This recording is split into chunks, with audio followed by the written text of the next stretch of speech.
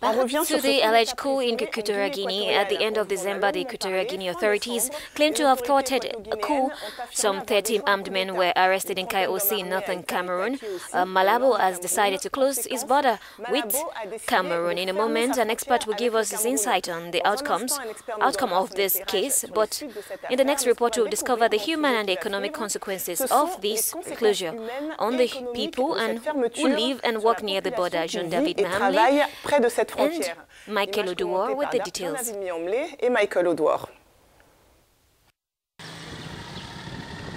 The border between Cameroon and Equatorial Guinea has been sealed for nearly 2 weeks due to the alleged coup attempt against Equatorial Guinea President Teodoro Obiang Nguema.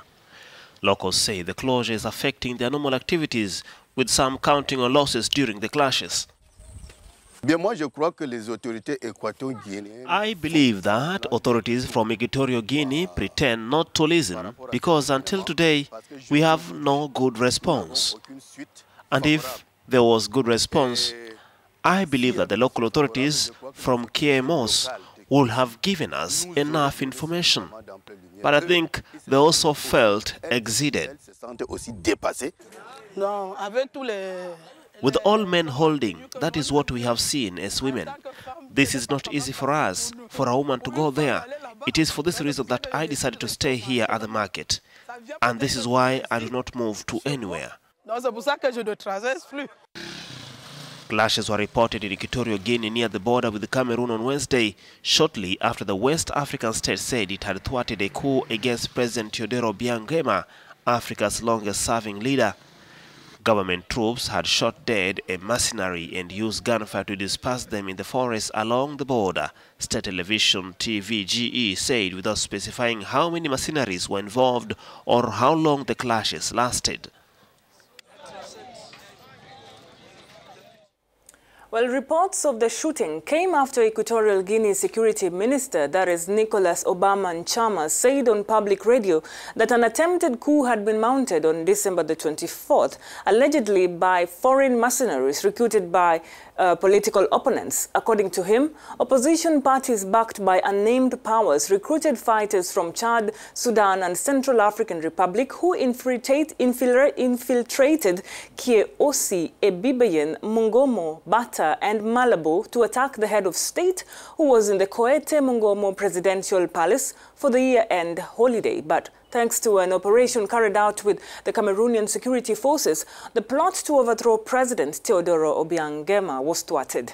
Among those arrested on suspicion of organizing the coup attempt is Equatorial Guinea's ambassador to Chad, Enrique Nsue Angesom. It's not the first time a coup has been plotted against President Obiang Nguema. In 2004, mercenaries attempted to overthrow Obiang in a coup thought to be largely funded by British financiers.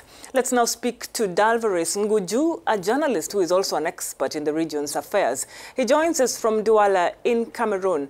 Good morning, Dalvaris. Thanks very much for accepting to speak to us today. So the question that most people are asking, well, before I even ask, authorities in Equatorial Guinea closed their borders with Cameroon nearly 2 weeks ago. So do you think there is still a risk to the authority of President Obiang Nguema?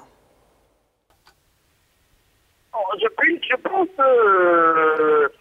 qu'une partie importante du contingent a été arrêtée. I think that a large part of the contingent has been stopped already, although there are many that are still scattered in the forest. You know that we are in the equatorial forest, and it's very likely that the sweeping operations will continue. As long as they are not neutralized, they are likely to constitute a danger to the Equatorial Guinea state. Since we were it was about 100 kilometers from Mongomo, the residence of the president. And Alvarez, the opposition has been accused of having contributed to the recruitment of foreign mercenaries, just like I said, and it even fears to be the subject of a witch hunt. What can you say about this? It is necessary to notice, to take into account quite a number of things. However, it must be established that there is an ex-lieutenant major of the Equatorial Guinea Army, I believe it's Matthias Esono, who was also arrested, and investigations continue leading to arrests. But the arrest of members of the opposition did not start today. The reason why some members of the opposition were arrested, the reason why is linked to the last legislative election, the election of November 12. The arrests are preliminary to the attempted coup. Perhaps there is a link between the two, but for the meantime, it will be a state task to establish the link. I think the investigation continues on both the Chadian side of Cameroon and Equatorial Guinea side. Maybe a last question, Dalvaris. It is known that Chad, by its minister, quickly returned to Malabo after the announcement of the attempted coup, especially since one of its nationals is said to be at the center of the operation. Do we know who this is?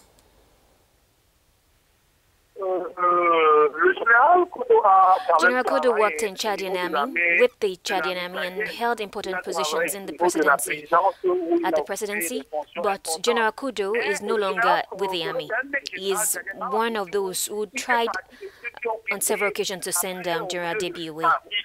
He had been on the run for some time and had become a mercenary, and the link between him and the coup d'etat was established. The film of the arrest showed him. The first proof are traced back to him south of Cameroon, more precisely in the town of Ebuloa. His driver was arrested. Then one of his companions was arrested. He fled to the city of Douala to hide, and it was from there that the secret services managed to follow him, and it was at a luxury pursuit house that he was arrested. It is by leaving and interrogating the other arrested people that they were able to obtain information about where he was in Douala. Thank you very much, Dalvaris Nguju, for your insight regarding this subject. Dalvaris Nguju, who is a journalist, was speaking to us from Douala in Cameroon regarding the attempted coup in Equatorial Guinea. Vous regardez le Morning Call en direct. You're watching the Morning Call right here on Africanews. Don't forget you can have all the stories on our website www.africanews.com, and you can also tweet us on Africanews and Africanews FR. We're also on Facebook. Africanews FR pour le français.